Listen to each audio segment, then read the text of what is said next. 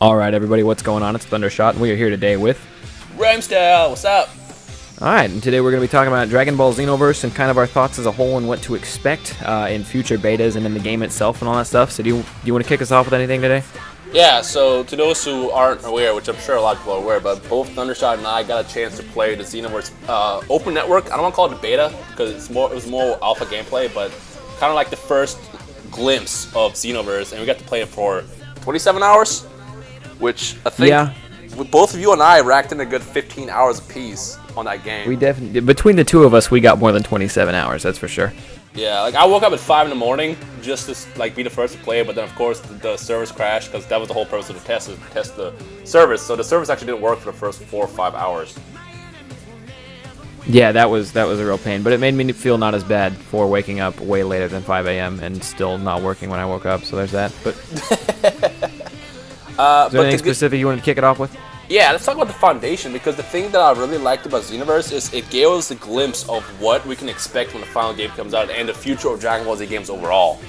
Now, the alpha or open network itself, for me, like that whole thing was kind of iffy, but like what we saw in the actual meat of the game itself, I think what it left was a lot of potential, but clearly it's not there yet because it's still in very early stages. Yeah, I mean, we don't have to discuss like the specifics, like stuff that sucked, because obviously it's going to change when the final game comes out. But in terms of like what we saw between the mechanics of the game, how custom characters are created, how the attacks itself work, I think like this is going to be the first time in a long time that the Dragon Ball Z game community, or whatever you want to call it, is going in the right direction. Yeah, because I mean, you think about it, we were given Ultimate Tenkaichi, and a lot of people didn't like the rock, paper, scissors factor in that. We were given Battle of Z, and Battle of Z was just a headache all around. You know what I'm going to say is, I think Battle Z was great. You know why? Because it set up the future for this. Because I feel like without Battle Z, we probably wouldn't have had what we saw. Because the thing that I really liked about Xenoverse was the team battles actually worked really well compared to like how crappy Battle Z was okay, but it was a mess. But team battles in Xenoverse worked pretty well, and that was just based off the alpha or beta, whatever you want to call it, alone. Yeah, and that's something that gives me a lot of hope because, like you said, that most of the battles that we were able to do in Alpha, besides 1-versus-1 fights against other players, were based around team fights and team fighting against the computer. And from the way I understand it, that's not even what the main focus of the final game is going to be about. You know, it's going to be about the actual story mode and how awesome the Xenoverse or Versus or whatever really is. So I do have high hopes for that because I think the multiplayer is going to be better than Battle of Z's multiplayer, and that was Battle of Z's main focus. So I've got high hopes. Yeah, I mean, the campaign, like I kind of made a video about the campaign. The campaign is an original, brand new Dragon Ball Z story that's never been experienced before. Like, that's the great thing. Is like, we're not going to go into this game playing the same DBZ sagas that we played 1,000 times before. This is a brand new game. Like, this is like the next best thing that we can get next to a brand new series or another movie. Like, this is why I'm so excited about this game. But no, Go ahead. It's gonna be its own story, but from the way I understand it, it's gonna tie in a lot to the story that we know and love already. If I'm understanding that right. Yep. Okay. Essentially, what it's gonna be is it's like the what ifs. Like what if Raditz didn't get killed by Piccolo Special Beam Cannon, or what if Gohan didn't go Super Saiyan 2 against Cell? It's gonna be like a lot of stuff like that, like small ripples. Because what happened is when Trunks went back in time, his like traveling back created a new timeline which produced Android 19 and Zero and 16 as well. So it's like, think of that, but in every single saga. Every time time travel is done, it creates this brand new rift and a brand new change overall to what is supposed to happen, what actually happens. Just how crazy can it really get? Yes, that's the crazy part. But the thing, like going back to the mechanics of the gameplay, something I was going to point out is you know what I liked about the team battles is. In Battle Z, if you're getting like triple teamed or double teamed, it's game over. You're gonna die. The thing that I like about this that they pull off really well in Xenoverse is remember the match that me and you did yesterday? It was a 3v3 match, and I wrecked 2 guys, and then like one of my teammates was left to kill the one last guy, but that last guy was able to wreck all 3 of the people. So like, there's a skill factor in this game that if you're really good, 1v3 is not almost impossible like it was in Battle Z. Yeah, yeah, and I did enjoy that because like you can, I mean, you can escape, you can make moves, you can build up your ultimate. Another thing, mechanic-wise, that I really liked, and I don't know if this is going to change at all between the next beta or between the final release, but if you're getting beat up, if you get hit with a big super attack, that fills your key meter, and I really like that because then it gives you an opportunity to shoot back. Now, if they're a good player, despite you getting a free filled key meter, they're going to be able to dodge it. So you know what I mean? But it doesn't just make it so battles have to be the most one-sided thing that you've ever seen. You know what I mean? Yeah. But speaking of key, let's actually talk about key charging because I know it's something that me and you were talking about before we start recording. Yeah. So key charging actually has to take up a super slot. You get 4 super slots, and then you get another page, which involves an instant transmission for most people, maybe something else, and 2 ultimates from the way I understand it. Yeah. Really hard reading Japanese, but that's the way I got it. So you basically get 4 super slots, and if you choose to, one of those slots can be taken up with charging key. At first, this kind of upset me. I didn't think you needed to take up a slot to charge key, but then after playing the game, I basically played almost the entire beta without having a character who could charge up key because I didn't need it. As long as you're punching people, as long as you're fighting or getting hit, as long as you're in the action, you almost don't even need to worry about charging key. It'll be there when you need it. At least from my experience.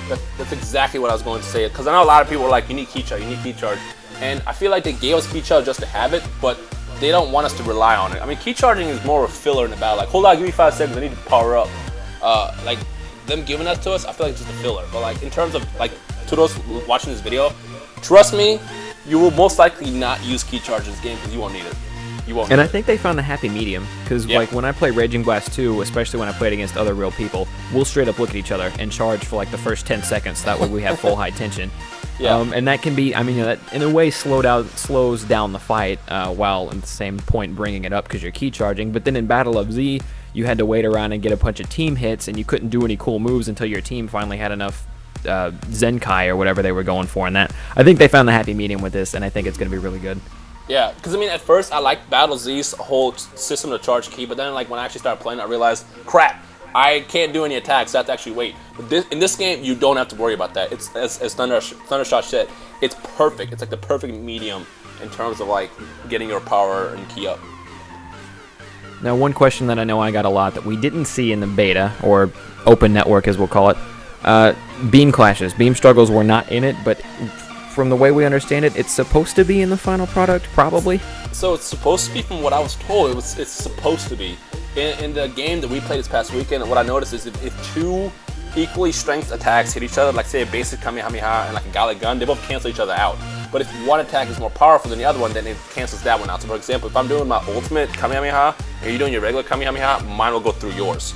But and that totally makes sense.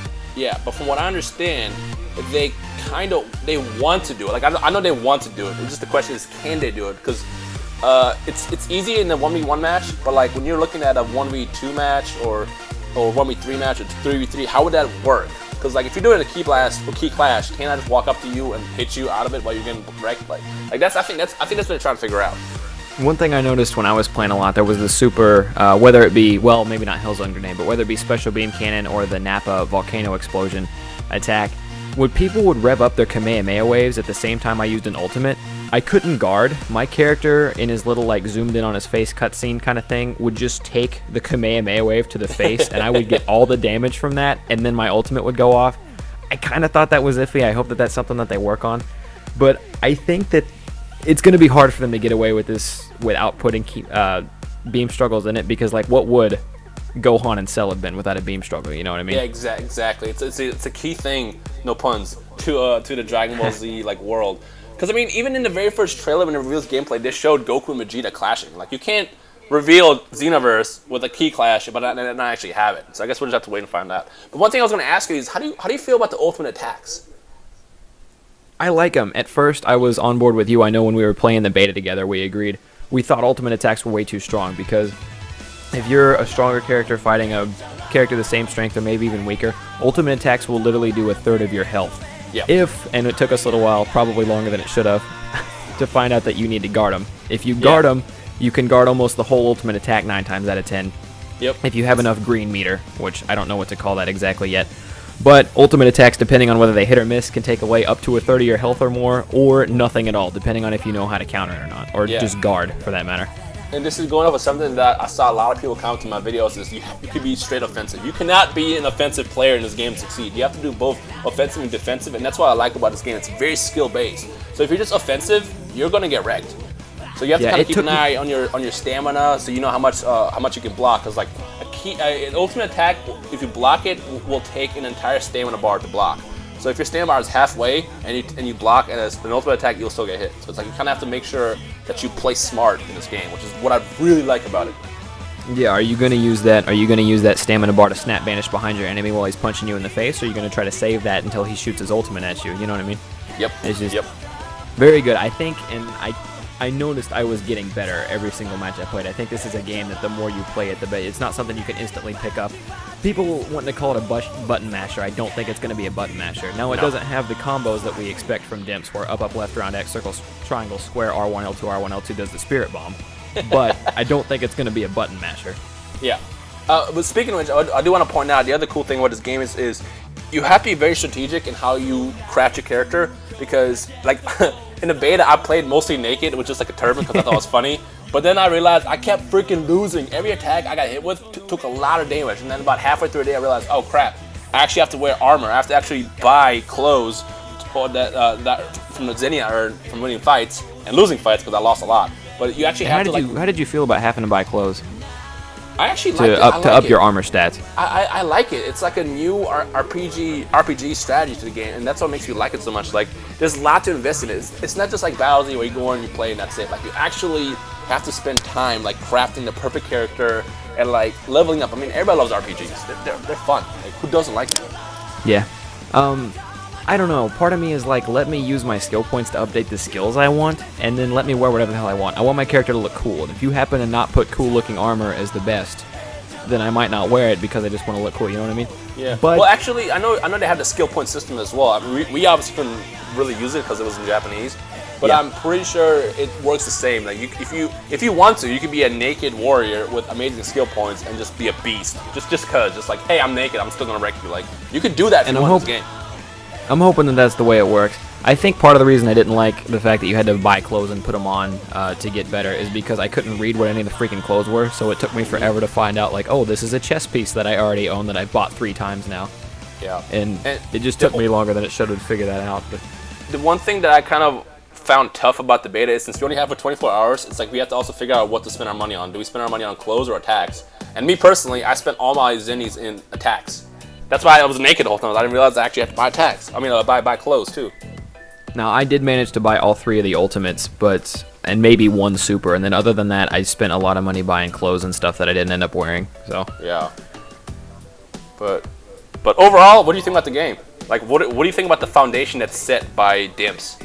I think ignoring some of the problems we ran into with it being an alpha, like some of the characters freezing and you have to restart, or the sound cutting out permanently and you have to restart your game. Ignoring the fact that it was an alpha and it's really, really early and they were doing a stress test in Japan that we're trying to connect to from North America.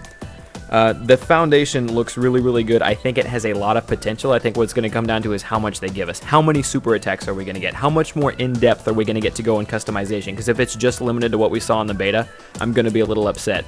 I mean, how many ultimate attacks can I get? Is my character going to be able to go Kaioken and or Super Saiyan 2 and 3? You know, it goes down the line for me. It depends on how in-depth they get is how awesome. But as of right now, it definitely has the potential to be really, really amazing. Yep, I agree with everything you just said. All right, summed up pretty well. Do you have any other comments you'd like to add here before we go today? I just can't wait. Actually, I can't wait for the next beta to take place because I'm not gonna lie. I want to play more of it. You know, 27 hours doesn't. I feel kind of cheap. I feel kind of cheap that we're trying to get in on the Japanese beta, the European beta, and the North American one. But I'm gonna do it anyway. Yeah. So hopefully, when the next beta comes out, it'll be at it'll have more stuff to showcase. But other than that, I can't wait for early 2015 because I'm excited to see what they're gonna do with the final product. Alright, sounds good. So if you're watching this video over on my YouTube channel, feel free to check out Rhymestyle. His link is going to be in the description down below. He has a bunch of news up on Xenoverse already. And I'm assuming if you're on Rhymestyle's channel, if he feels like it, he'll throw my channel in the description down there as well. Make sure you just sub with Thundershot because he's awesome. And I wrecked him once out of 40 matches. So it's funny, like when we first fought, I got excited because I beat him the first 3 matches. I was like, yeah, I'm not the king of this game. But halfway through the day, I couldn't win any matches. I was getting wrecked left and right. He won like 4 or 5 matches, but your character didn't level up for some reason, and then you were still naked, so I started beating you after that. But sub to Thundershot as well, like his video, just because he is an awesome DBZ player, and he has a lot of awesome DBZ content. All right, thank you, and I think that's going to wrap it up for us here today. I'm Thundershot here with Rhymestyle. And we will see you guys later. Peace.